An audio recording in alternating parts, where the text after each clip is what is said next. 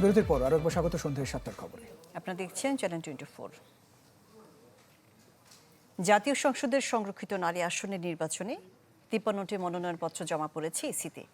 এর মধ্যে বিএনপির ৩৬, জামায়াত জোটের ১৩ ও স্বতন্ত্র জোটের ১ জন। ব্যক্তিগতভাবে মনোনয়ন জমা দিয়েছেন ৩ জন।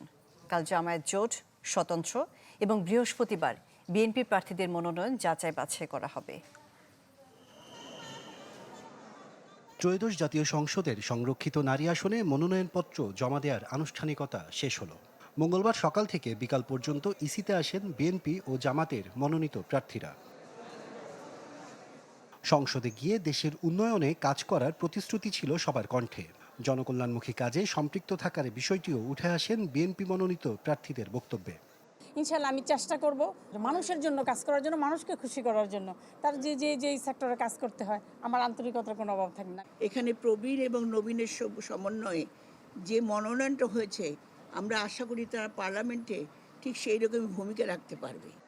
১১ দলের সমন্বয়ক ও জামাত নেতা হামিদুর রহমান আজাদের নেতৃত্বে ইসিতে আসে তাদের প্রতিনিধি দল। সংসদে সরকারের ভুল ত্রুটি নিয়ে গঠনমূলক সমালোচনা ও জবাবদিহিতা নিশ্চিতে সরব ভূমিকা রাখার কথা জানান সংরক্ষিত নারী আসনে ১১ দলীয় জোটের প্রার্থীরা। এই জায়গা থেকে আমি বাংলাদেশ জামায়াত ইসলামকে ধন্যবাদ জানাই যে তারা তাদের পলিটিক্যাল কমিটমেন্টের জায়গা ঠিক রেখেছেন।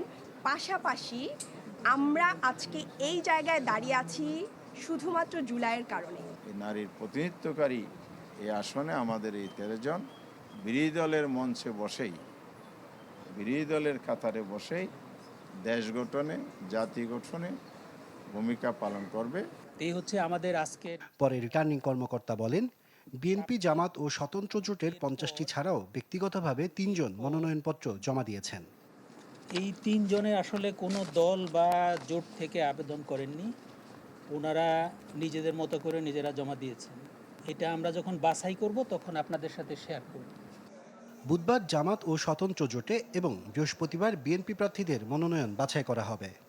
এছাড়া আপিল নিষ্পত্তি করা হবে ২৭ ও ২৮ এপ্রিল। আশরাফুল আলম আকাশ, চ্যানেল 24, ঢাকা।